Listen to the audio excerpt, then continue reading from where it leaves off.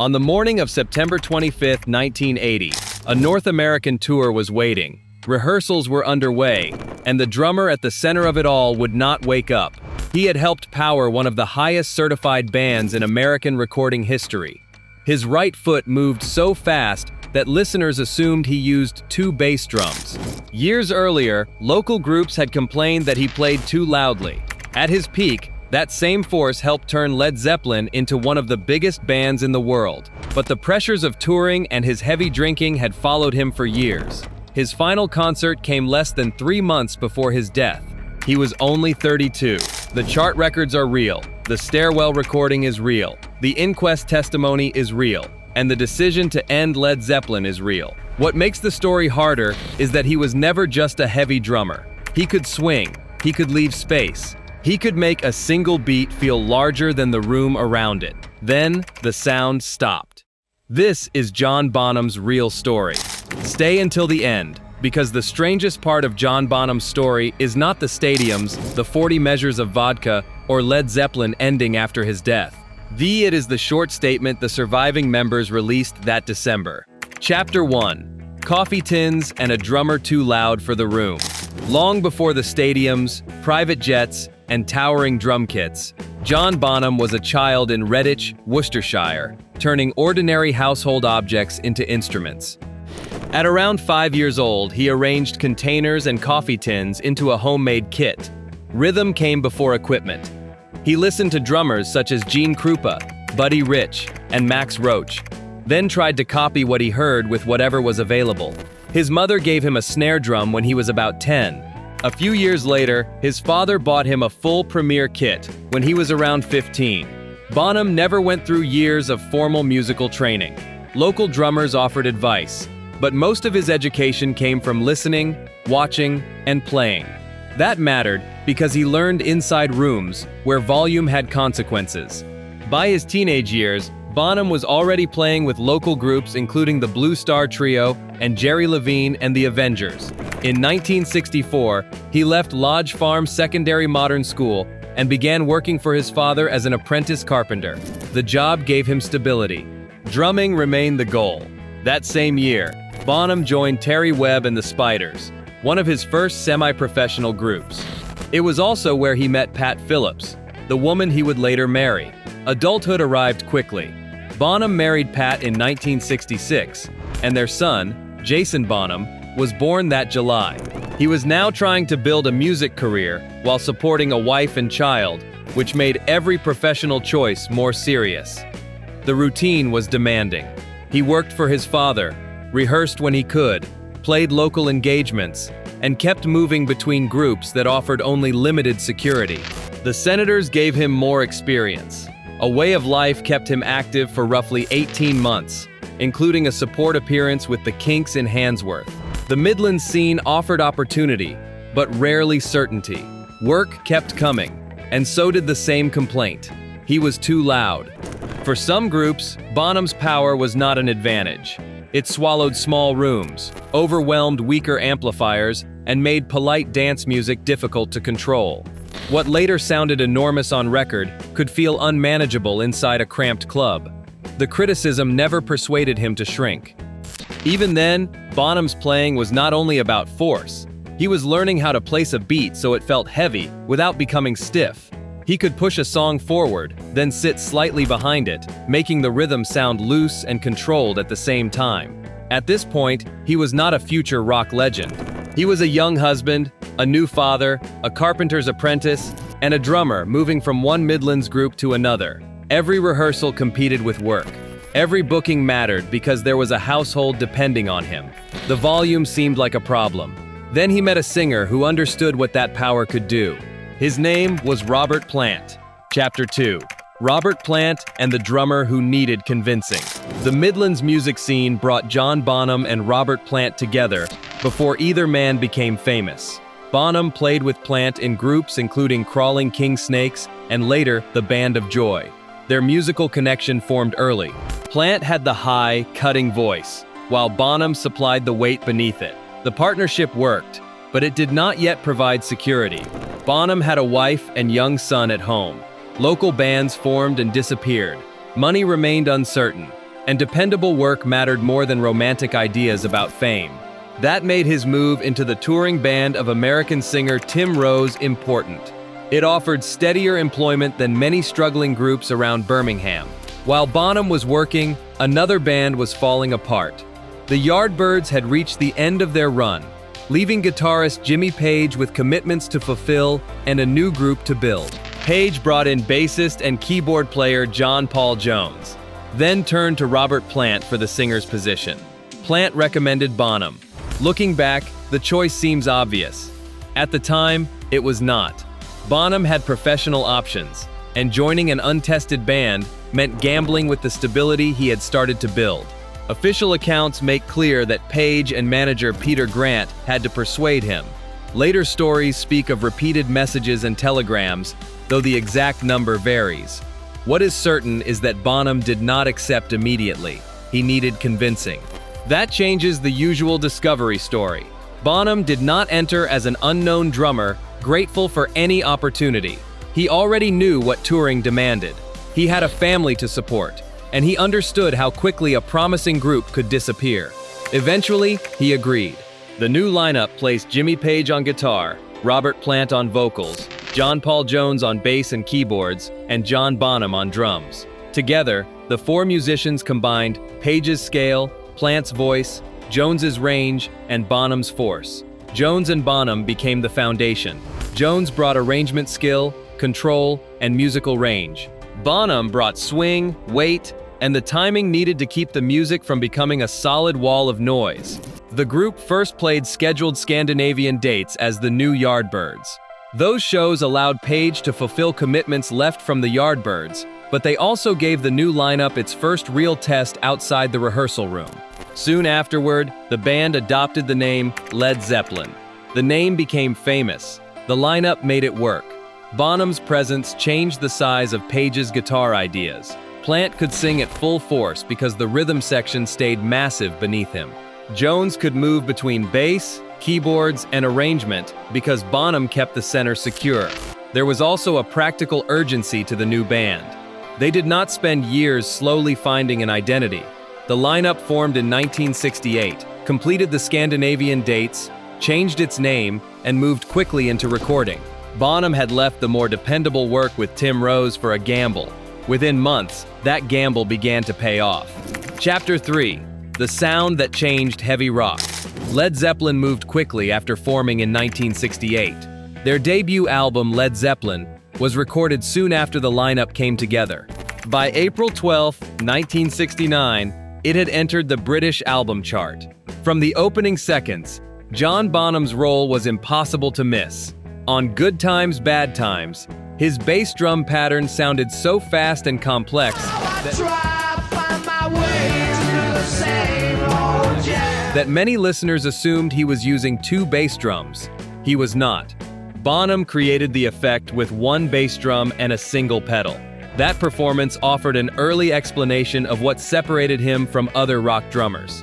The sound was heavy, but the technique behind it was exact. His feet moved quickly, his hands stayed controlled, and the groove never collapsed beneath the display. On Communication Breakdown, he drove the band with direct force.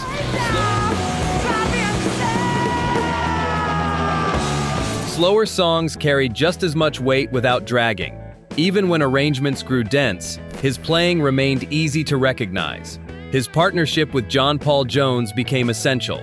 Together, they created a rhythm section capable of moving between blues, folk, hard rock, and improvisation, without losing its center. The results became even clearer on Led Zeppelin II, released in 1969,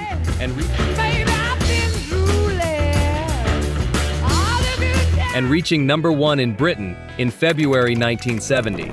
The album included Moby Dick, Bonham's extended drum feature.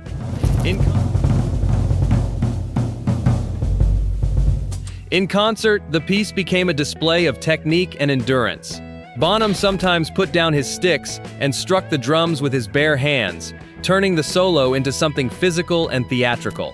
His importance to Led Zeppelin went far beyond solos. Bonham helped shape songs from the inside.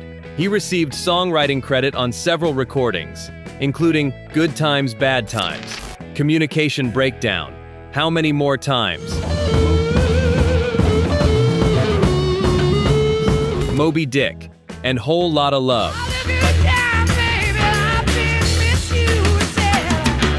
By the time Led Zeppelin II reached number 1, the drummer, once dismissed as too loud, had become part of one of the fastest rising bands in rock. But Bonham's most famous recorded sound still lay ahead. It would not come from a conventional studio. It would come from a drum kit placed inside the entrance hall of an old country house, with microphones hanging high above it, and the building itself becoming part of the instrument. Chapter 4. The Stairwell, the Stadiums, and the Peak. The setting was Headley Grange, an old country house in England where Led Zeppelin could work away from a conventional studio. Inside the entrance hall, John Bonham's drum kit produced a sound unlike anything a normal studio room could offer. Microphones were positioned high above and away from the kit, allowing the building's natural echo to enter the recording. Jimmy Page's production and Andy Johns' engineering added compression and delay, but the center of the track remained Bonham's performance. The result was When the Levee Breaks. Its opening beat was simple enough to recognize instantly,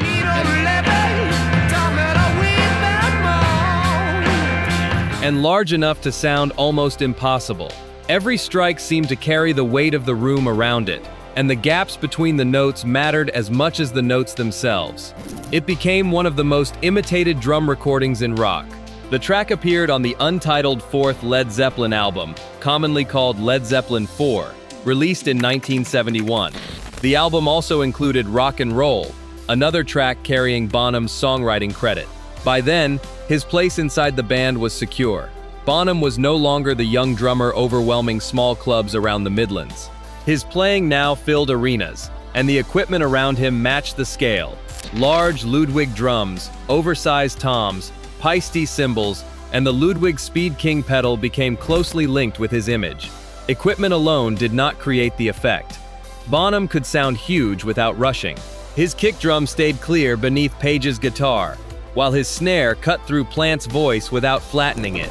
Beside him, John Paul Jones kept the rhythm section flexible enough to move from hard rock into funk, folk, or something much stranger.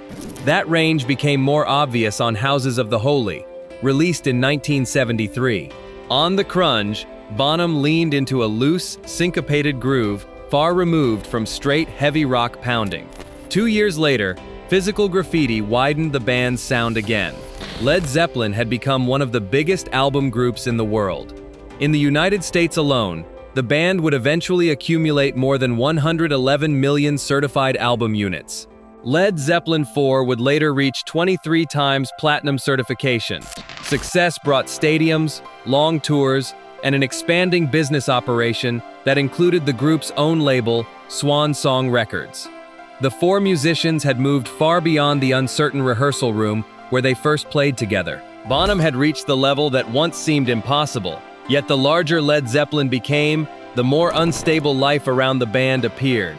Heavy drinking followed Bonham on the road, while the group's momentum began to suffer from events no amount of success could prevent. The peak had arrived. So had the damage. Chapter 5. The band begins to break.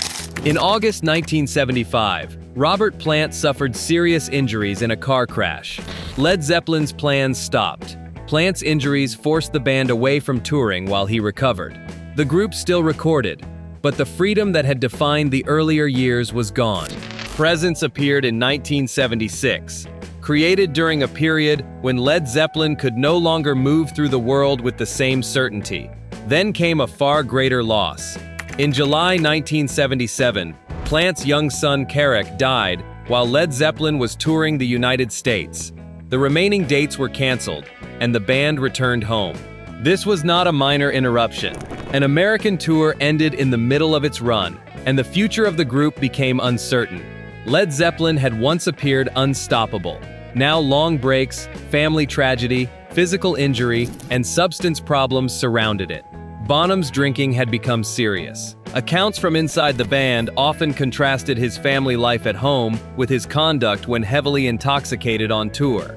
At home, he could be a husband, father, and country-living family man. On the road, alcohol could make his behavior aggressive, destructive, and difficult to predict. The wildest stories about Bonzo were repeated until they hardened into legend. Some came from witnesses, others grew through retelling. What is firmly documented is that heavy drinking followed him through Led Zeppelin's later years. Bonham was not the only member in trouble. Jimmy Page's drug use had also become a problem, and the band's performances could be uneven. The machinery still moved, but no longer with the same certainty. In 1979, Led Zeppelin returned with In Through the Outdoor. Bonham's performance on Fool in the Rain showed how much range he still possessed. The track used a halftime shuffle, shaped by jazz and rhythm and blues drumming. It was fluid, controlled, and far removed from the image of a man simply battering a kit. That recording matters because it came near the end. Even while the band struggled, Bonham could still deliver one of the most technically admired performances of his career. That August, Led Zeppelin played 2 major concerts at Knebworth. The shows placed the group before enormous crowds again, but they did not erase the problems surrounding it. A return to the stage did not mean the old stability had returned with it. The next move was a shorter European tour in June and July 1980. The production was leaner, the route was tighter.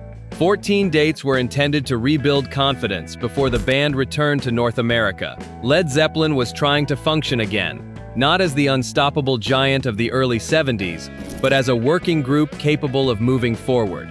For a time, the plan appeared to hold. Then, on June 27, 1980, the concert in Nuremberg ended early after Bonham became unable to continue. Later accounts offered different explanations, including illness, exhaustion, and alcohol. No clear medical record reviewed here settles the cause. The band continued. On July 7th, Led Zeppelin played at the Eissporthalle in Berlin, West Germany. It became Bonham's final concert. No farewell was announced. No one on stage treated it as the ending. The audience had no reason to hear the show as history. The band was already looking toward a North American tour scheduled to begin in October. Rehearsals were arranged. Equipment was prepared. Led Zeppelin appeared ready to return. Less than 3 months after Berlin, Bonham arrived for another day of work. Chapter 6, 40 Measures and the End of Led Zeppelin. September 24, 1980. John Bonham is collected for rehearsal. He begins drinking during the day. The drinking continues.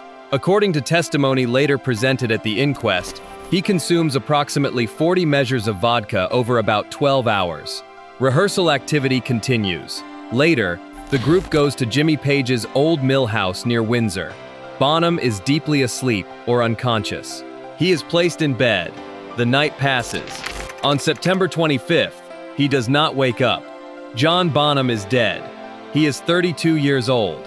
The medical finding is that he inhaled vomit while unconscious. His blood alcohol level is later reported at roughly 3 times the legal driving limit used at the time. There is no official finding of suicide. There is no evidence of homicide. The stories about curses and occult forces come later. They do not appear in the medical conclusion. The official cause is accidental death. On October 7, 1980, Coroner Robert Wilson returns that verdict at the inquest in Windsor. The North American tour never begins. Led Zeppelin now faces the question every successful band eventually fears: can one member be replaced? For many groups, the answer would have been practical. Auditions would begin, rehearsals would follow, a new drummer would learn the songs, and the machine would keep moving. Led Zeppelin did not make that choice. Bonham had shaped too much of the band's identity. His partnership with John Paul Jones formed the bass beneath Page and Plant. His timing affected the guitar parts, and his force had become part of the group's language. For more than 2 months, the surviving members said little publicly about the band's future. Then, on December 4, 1980, Jimmy Page, Robert Plant, and John Paul Jones released a short statement. They referred to the loss of their friend. They referred to respect for his family. They referred to the deep sense of unity shared by the 4 members and their manager. The conclusion was final. Led Zeppelin could not continue as before. The drummer, once rejected for being too loud, had become the one musician one of the biggest bands in rock refused to replace. The statement released on December 4, 1980, was brief, but its meaning was unmistakable. Led Zeppelin would not continue by placing another drummer behind John Bonham's kit. The band had lost more than a musician. It had lost the shared rhythm that held Jimmy Page, Robert Plant, John Paul Jones, and Bonham together. 2 years later, Coda brought unheard performances back into the world, including Bonzo Montreux. In 1995, Bonham entered the Rock and Roll Hall of Fame with Led Zeppelin. Then, in 2007, his son Jason Bonham joined the surviving members at London's O2 Arena. For one night, the songs returned with a Bonham behind the kit. Even then, the surviving members did not restart Led Zeppelin permanently. If stories like this matter to you, subscribe for more honest rock biographies. Fans continue to leave drumsticks at Bonham's grave. Drummers still study the speed of Good Times, Bad Times, the groove of Fool in the Rain, and the space inside When the Levee Breaks. Producers still chase the sound created at Headley Grange. John Bonham spent years proving how much sound one drummer could create. Led Zeppelin's final decision proved how much silence he left behind.